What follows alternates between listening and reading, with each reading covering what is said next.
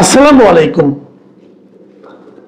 প্রিয় দর্শক, অন্তর্বর্তীকালীন সরকারের দুজন উপদেষ্টা দুটো পোস্ট দিয়েছেন, যে পোস্টগুলো নিয়ে এই মুহূর্তে সারা দেশের মিডিয়াগুলোতে মোটামুটি আলোচনা হচ্ছে এবং এই আলোচনার কেন্দ্রবিন্দু হচ্ছে আওয়ামী লীগ। মানে আওয়ামী লীগ কি বাংলাদেশের রাজনীতিতে ফিরে আসছে, আসলে কিভাবে আসছে, নাকি এর মধ্যে এসে গেছে?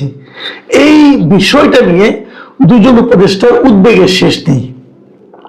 এই দুইজন উপদেষ্টা খুবই আলোচিত। একজন হলেন মিস্টার মাহফুজ আলম, আরেকজন ডক্টর আসিফ নজরুল। দুজনেই খুবই গুরুত্বপূর্ণ উপদেষ্টা ছিলেন ডক্টর ইউনূসের অন্তর্বর্তীকালীন সরকারের। আমি প্রথমে মাহফুজ আলমের স্ট্যাটাসটা নিয়ে কথা বলি, মাহফুজ আলমের যে পোস্টটা সেটা নিয়ে কথা বলি। উনি লিখেছেন, দেখেন শোটা কিভাবে করেছেন, আওয়ামী লীগ ব্যাক করেছে, দেখো নাই?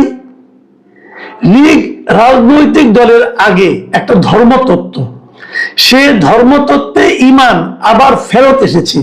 কিভাবে ফিরলো সে গল্পই বলবো আজ। এই গল্প বলার নামে উনি অনেকগুলি ঘটনা বর্ণনা করেছেন যে আওয়ামী লীগ সেদিনই ব্যাক করেছিল যেদিন এই কাজ আপনারা করেছেন। যেমন আমি কয়েকটা পড়ে শোনাই। উনি বলেছেন আওয়ামী লীগ সেদিনই ব্যাক করেছিল যেদিন 24কে 71-এর বিরুদ্ধে দাঁড় করিয়েছিল স্বাধীনতার বিরুদ্ধে শক্তি। 24কে 71-এর বিরুদ্ধে দাঁড় করিয়েছিল কে? স্বাধীনতার বিরুদ্ধে শক্তি? অবশ্যই স্বাধীনতার বিরুদ্ধে শক্তি, কিন্তু সেই শক্তির মধ্যে তো আপনিও ছিলেন। আপনি ছিলেন না? আপনি ছিলেন, আপনার বন্ধু বান্ধবরা সবাই ছিলেন। তারা তো 24কে দ্বিতীয় স্বাধীনতা দিয়ে শুরু করে পরে 24কেই গ্লোরিফাই করার চেষ্টা করেছেন। এখানে আরো লিখেছে যে যেদিন থেকে ডানপন্থীদের উত্থানের জন্য অন্তরীণ সরকারের লোকজন কাজ করা শুরু করেছে। মানে ডানপন্থীদের উত্থানের জন্য অন্তরীণ সরকার, অন্তরীণ সরকারটাকে আমি এখন বুঝি নাই। মানে আমি না এই মাহফুজ আলমের অনেক ভাষা বুঝি না ঠিক। উনি কি ইংরেজিতে লিখে পরে বাংলায় অনুবাদ করেন কিনা আমি তাও বুঝি না। অন্তরীণ সরকার অর্থটা কি? অন্তর্বর্তীকালীন সরকার, এটাকে আপনি সংক্ষেপে অন্তর্বর্তী সরকার বলতে পারেন যদি নিতান্ত সংক্ষেপ করতে চান, তাহলে তাও সঠিক অর্থটা বোঝায় না। কিন্তু আপনি এটাকে বলেছেন অন্তরীণ সরকার, এর অর্থ কি? অন্তরীণ মানে কি? অন্তরীণ মানে যিনি বন্দী আছেন, ঘরের ভেতরে আছেন, এটা হলো অন্তরীণের অর্থ। তো আপনি ডক্টর ইউনূসের সরকারে অন্তরীণ সরকার বলেন কিভাবে?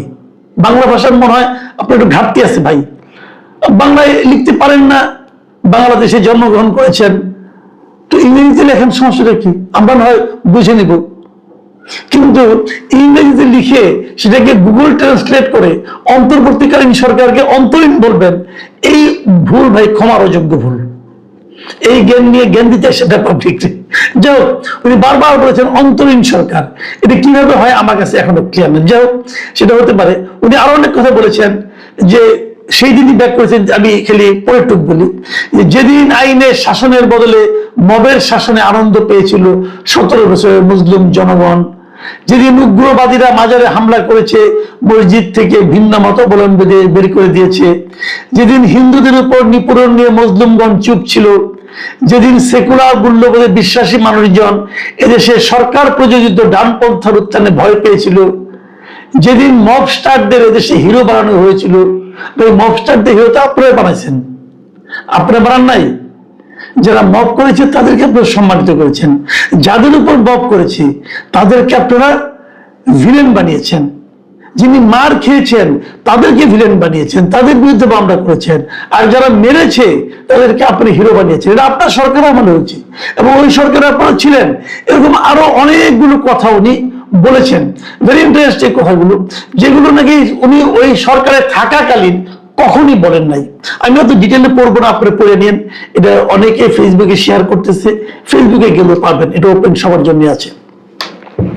আমি কিন্তু কয়েকটা কথা বলবো। 1 নম্বর কথা হলো, উনি শুরুতে বলেছেন যে লীগ ব্যাক করেছে, মানে অলরেডি করে গেছে। আর উনি এটা শেষে লিখছেন, এই পুরো শেষে লিখছেন লীগ ফিরত আসবে, কারণ সব দোষ মাহফুজ আলমের। মানে প্রথম বলছেন এসেছে, আবার পরে বলছেন যে আসবে। আসলে বাস্তবতাটা কি ভাই? বাস্তবতা লীগ কোথেকে ফেরত আসবে? আওয়ামী লীগ তো এদেশে আছে, তারা গেল কবে যে ফেরত আসবে? তারা হারালো কবে যে তারা ফেরত, মানে তাদেরকে আবার খুঁজে পেতে হবে? লীগ সবসময় ছিল। আওয়ামী লীগের কিছু কিছু নেতা এই দেশ থেকে চলে গিয়েছিল, কিন্তু আওয়ামী লীগ সব সময় এই দেশে অবস্থান করেছে, এই মাটিতে অবস্থান করেছে। আমি শুরু থেকেই বলেছি, আপনারা যখন আওয়ামী লীগকে অপ্রাসঙ্গিক করতে চেয়েছেন, আপনারা যখন বলেছেন দেশে আওয়ামী লীগের জায়গা হবে না, আমি তখনও বলেছি, আপনাদেরকে বহুবার বলেছি যে আওয়ামী লীগকে উৎপাদন করবেন আপনি কিভাবে, কিসের জোরে? আমি উদাহরণ দিয়ে বলেছি যে আওয়ামী লীগ পাট গাছ নয়, আওয়ামী লীগ বট গাছ। পাট গাছ টান দিয়ে উপড়ে ফেলা যায়, বট গাছ উপড়ে ফেলা যায় না। বট গাছের শেকড় অনেক গভীরে। এদেশের এমন কোন গ্রাম নাই যে গ্রামে আওয়ামী লীগের 15 জন, 20 জন, 100 জন লোক নাই, যাদেরকে আপনি মেরে টুকরা টুকরা করলে তার রক্তের প্রতিটা বিন্দু আওয়ামী লীগের কথা বলবে। তারা 3 পুরুষের 4 পুরুষের আওয়ামী লীগ। আপনি কোথা থেকে হঠাৎ গজে বলতেছেন যে আওয়ামী লীগ নাই? আপনারাই বলেছেন, এই মাহফুজ আলমরাই বলেছেন। এখন তার দিব্য দৃষ্টি উন্মোচিত হয়েছে, এখন ওরা বলছেন যে আওয়ামী লীগ ফেরত এসেছে এই ঘটনার মাধ্যমে। প্রথমত যে জিনিসটা আপনারা ভুল করেন, সেই ভুলটা আমি বলি, আওয়ামী লীগ এবং শেখ হাসিনা দুটাকে এক করে দেখবেন না। আওয়ামী লীগ অনেক পুরনো একটা দল,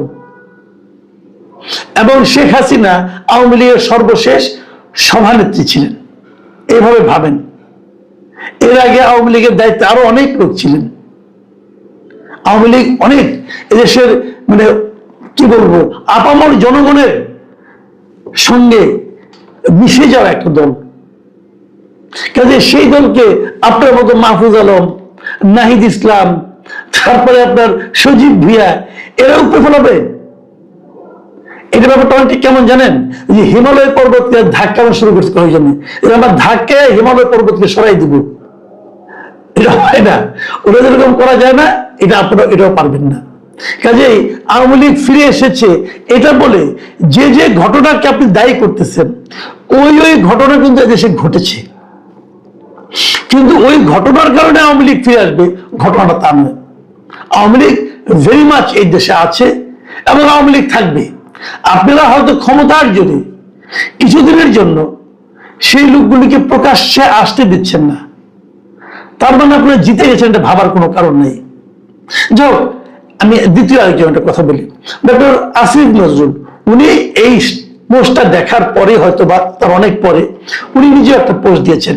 সেই পোস্টে তিনি লিখেছেন, উনি ওনারটা মাত্র মানে আপনার 3টা সেন্টেন্সের পোস্ট। প্রথম সেন্টেন্স, আওয়ামী লীগ ব্যাক করেনি। দ্বিতীয় সেন্টেন্স, তারা ছিলই। এবং তৃতীয় সেন্টেন্স, ব্যাক করেছে তাদের দম্ভ, মিথ্যাচার আর মানুষকে বিভ্রান্ত করার দুঃসাহস। আমি তুলনামূলক ভাবে ডক্টর আসিফ নজরুলের এই পোস্টটাকে সেন্সিবল মনে করি। আমি মনে করি আসিফ নজরুল যে কথা লিখেছেন সেটা একভাবে ঠিক। প্রথম 2টা বাক্য খুবই ঠিক, যে আওয়ামী লীগ ব্যাক করেনি, তারা ছিলই, কিন্তু ব্যাক করার কোনো প্রশ্ন নাই। দ্বিতীয় যে বাক্যটা বলেছেন, ব্যাক করেছে তাদের দম্ভ, মিথ্যাচার এবং মানুষকে বিভ্রান্ত করার দুঃসাহস, এই কথাটা উনি যে কেন লিখেছেন সেটা আমি বুঝতে পারি কেন। আমি গতকালকে দেখলাম আনন্দবাজার পত্রিকায় তারা শেখ হাসিনার একটা ইন্টারভিউ ভিত্তিক রিপোর্ট ছাপিয়েছে। সেখানে শেখ হাসিনার কিছু কিছু বক্তব্য সেখানে ছাপা হয়েছে, যে আওয়ামী লীগ খুব শিগগিরই ফেরত আসবে, না আসবে, আওয়ামী লীগের জন্য যারা মার খাচ্ছে তাদের মূল্যায়ন করা হবে, এরকম অনেক কিছু আছে এখানে কথাবার্তা। এই যে কথাবার্তাগুলি আছে, আমার ধারণা আসিফ নজরুল শেখ হাসিনার এই বক্তব্য দেখে এই কথাগুলি লিখেছেন। আমি বলবো যে জিনিসটা দেখেন, আওয়ামী লীগের যে নেতৃত্ব ছিল, মূল নেতৃত্ব, আওয়ামী লীগের সেন্ট্রাল কমিটির যারা ছিল, আওয়ামী লীগের যারা মন্ত্রী ছিল, যারা আওয়ামী লীগের এমপি ছিল, তাদের অনেকেই কিন্তু এই দেশ ছেড়ে পালিয়েছে। কেউ ভারতে গেছে, যাদের বিদেশের নাগরিকত্ব তারা ওই দেশগুলোতে চলে গেছে, এবং তারা ওখানে আরামে এসে আছে মোটামুটি। এরা কিন্তু আসলে এরাই যে আওয়ামী লীগ তা কিন্তু না, এরা আওয়ামী লীগের সুবিধাভোগী একটা অংশ। কাজেই এদের ফেরত আসার ব্যাপারটা নিয়ে কিন্তু আলোচনা হতো না, একদমই হতো না। কিন্তু এরা অপ্রাসঙ্গিক হয়ে যেত যদি ডক্টর ইউনূসের যে অন্তর্বর্তীকালীন সরকার, তারা যদি প্রতিহিংসাপরায়ণ আচরণ না করত এবং তারা যদি দেশটাকে ভালো চালাতে পারত। কিন্তু ডক্টর আসিফ নজরুল এবং মাহফুজ আলম এবং ডক্টর ইউনূসের যারা ছিলেন, তারা কেউ সেই প্রয়োজনীয় কাজটি করতে পারেননি। তারা যদি দেখিয়ে দিতেন যে দেশ কিভাবে পরিচালনা করতে হয়, তারা যদি দেখিয়ে দিতেন প্রত্যেকটা ক্ষেত্রে, যে তাদের নিজেদের কাজ দিয়ে দেখিয়ে দিতেন যে আওয়ামী লীগ এই কাজগুলো এভাবে করেছে, দেখেন আমরা কিভাবে করলাম, এবং যদি সেখানে পার্থক্যটা জনগণ দেখতে পেত, তাহলে মানুষ আওয়ামী লীগের কথা ভুলেই যেত। কিন্তু আওয়ামী লীগকে ভুলতে দেননি এই ডক্টর ইউনূস এবং তার উপদেষ্টা পরিষদরা। তারা মানুষের মধ্যে এই ফিলটা, এই ধারণাটা, এই উপলব্ধিটা তৈরি করেছেন যে আওয়ামী লীগ তো ভালো ছিল। তারা এই কাজটা করেছেন এবং এই অপকর্মটা করার কারণে আওয়ামী লীগ এখন প্রাসঙ্গিক হয়ে উঠেছে। এই কারণে এদেশের মানুষ এখন ভাবছে তাহলে আওয়ামী লীগই ভালো ছিল। দেখুন, এই জন্য পুরো দায়িত্ব নিতে হবে ডক্টর আসিফ নজরুল সহ, মাহফুজ আলম সহ, ডক্টর ইউনূস এবং তার উপদেষ্টা পরিষদকে। এই জিনিসটা যদি আসিফ নজরুল সহ বুঝতে পারেন তাহলে ভালো হয়। দেখুন, আওয়ামী লীগের সময় আমরা বলেছিলাম যে নিম্ন আদালত সরকার পরিচালনা করে। ডক্টর আসিফ নজরুল, আপনি বুকে হাত দিয়ে বলেন তো, আপনারা এই কাজটা করেন নাই? আপনারা ওই কাজটা আরো বেশি করে করেছেন। আপনাদের ইচ্ছা মতো আপনার বিচারক নিয়োগ করেছেন, আপনার পছন্দ মতো আপনার ইয়াক যারা আছে তাদেরকে এনে বিচারক বানাইছেন, সুপ্রিম কোর্টের বিচারকদের মত করে তাড়িয়ে দিয়েছেন। এগুলো কি সুশাসন? সুশাসন আপনারা কায়েম করতে পারেন নাই। শেখ হাসিনা হয়তো তার পরিবারের জন্য করেছে, ডক্টর ইউনূস কি করেছে? নিজের প্রতিষ্ঠানের জন্য করেছে, গ্রামীণ টেলিকমের জন্য করেছে, গ্রামীণ ব্যাংকের জন্য করেছে, গ্রামীণের জন্য নতুন নতুন প্রজেক্ট নিয়েছে। তার উপর যে তার যে ট্যাক্স ফাঁকির যে মামলার রায়, সে মামলার রায়কে বদলে দিয়েছে, সবই করেছে। শেখ হাসিনা তো এত করে নাই যতটা ডক্টর ইউনূস করেছে। তাহলে মানুষ কেন ইউনূসকে পেয়ে আগের শাসনকে ভুলে যাবে? বরঞ্চ আপনাদের পেয়ে তারা আগের শাসনের কথা আরো মনে করেছে যে তারা তো তার কিছু উন্নয়ন করে, চুরি চামারি করছে, কিছু উন্নয়ন তো করছে। আপনারা কি করেছেন? কিচ্ছু করতে পারেননি আপনারা। এখান থেকে শিক্ষা নেওয়ার মতগুলি বিষয় আছে, আমি বলি।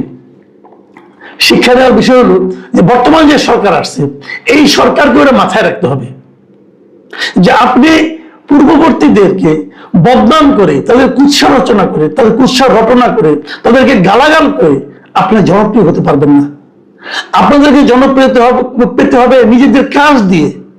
আপনারা এমন কাজ করুন যে কাজ পেয়ে মানুষ মুগ্ধ হয়ে অতীতের সবাইকে ভুলে যাবে।